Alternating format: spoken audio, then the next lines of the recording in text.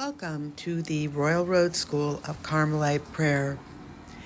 We recently began a study of Love4Love, the life and works of Teresa of Jesus, as written by St. Teresa Benedicta of the Cross, better known as Edith Stein.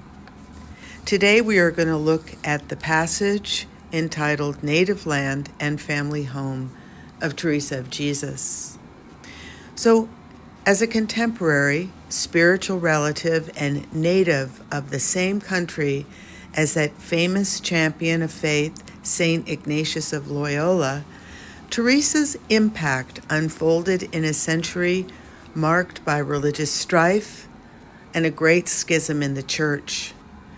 When she came into the world, a mere 20 years had passed since the last of the Moors were driven out of Spain, and the whole peninsula united in the Catholic faith.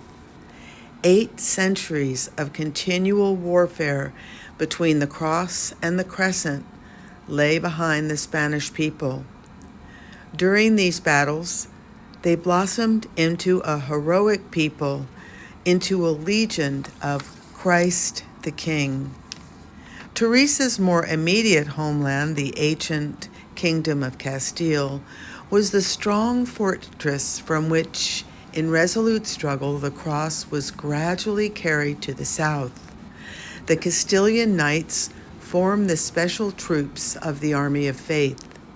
Teresa, bold warrior for God, came from such a race of heroes.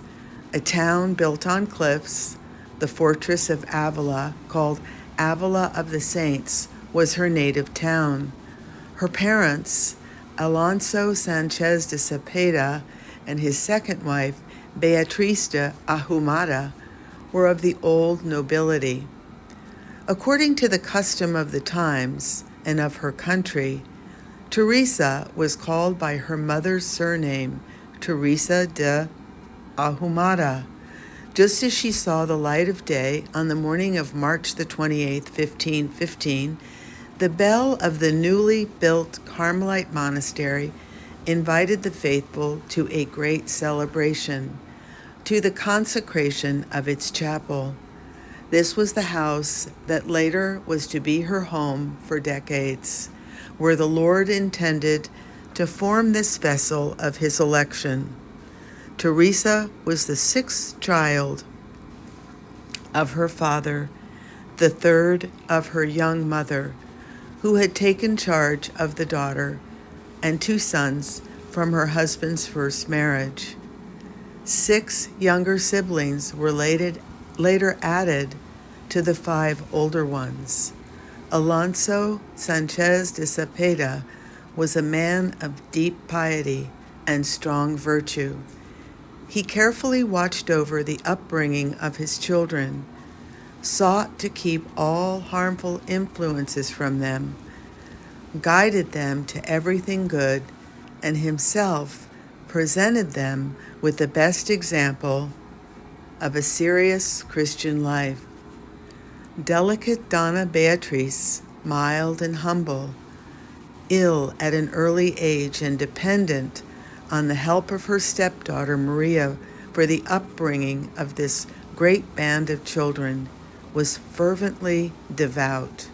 The love of God and of prayer bloomed spontaneously in the hearts of the children who shared her life.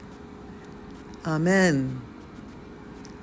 So this is the end of the first mini chapter as we go through the life of Teresa, then her native land and her family home. We will next turn our attention towards Teresa's childhood and her youth. Thank you for following along. I hope you're finding this helpful and a blessing to you. Amen.